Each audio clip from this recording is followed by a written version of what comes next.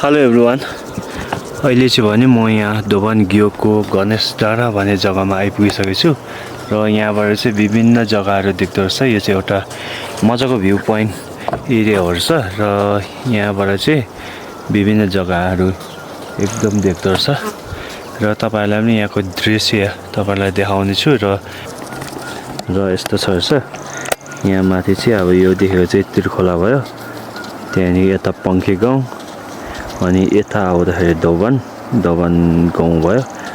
अन्त यहाँ पङ्खे गाउँ यताबाट आएर यो खोला सकेपछि चाहिँ यता माथि चाहिँ रमिते ए भयो मारिदियो। त्यहाँ यता मुनि रमिते बी, त्यो चाहिँ अलिकति अहिले नदेख्दो रहेछ हिलले गर्दाखेरि। र यस्तो छ है, यता यस्तो जग्गा चाहिँ यस्तो छ र यो चाहिँ भने बिसखोला हो, बिसखोला गाउँ। अन्त यता आउँदाखेरि यो चाहिँ तिरखोला यस्तो देख्दछ। तिरखोला गाउँ हो यो चाहिँ, यस्तो छ तिरखोला गाउँ। र त्यहाँबाट आएपछि यता यो दोभान गाउँ भयो। अन्त फेरि यता जाँदा यतापट्टि चाहिँ माउखोला भइगयो, माउखोला, बिसखोला, तिरखोला, त्यहाँदेखि दोभान गाउँ हो यो चाहिँ। र दोभान गाउँबाट यसो आएपछि चाहिँ यता पारी तरेपछि यो सबै पङ्खे गाउँ हो। यो अलिकति रुखले छल्दो रहेछ, पङ्खे गाउँ हो यिनीहरू सबै। पङ्खे गाउँको दृश्यहरू यस्तो छ। पङ्खे गाउँ चाहिँ सबै पङ्खे गाउँ भयो। र यता आएपछि चाहिँ अनि यहाँ पङ्खे स्कुलहरू, यहाँ अलिकति रुखले छल्यो स्कुलहरू। त्यहाँदेखि यता आएपछि रमिते, यो खोला तरेपछि चाहिँ रमिते ए हो, रमिते ए पनि नजिकै देख्दछ। अब यो रमिते ए को दृश्यहरू, यो रमिते ए। अनि यता तरेपछि रमिते बी आइगयो, त्यहाँदेखि खोलाटार, त्यहाँदेखि घुङरिङ।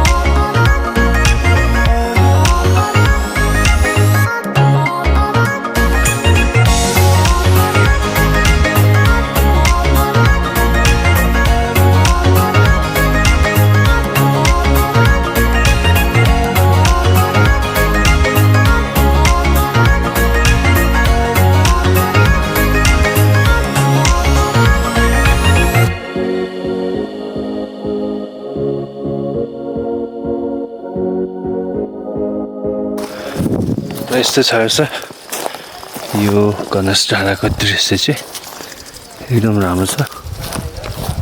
कति मजाको भ्यू, घरहरू पनि ठिक्कै बनाएर बस्नु भएको छ।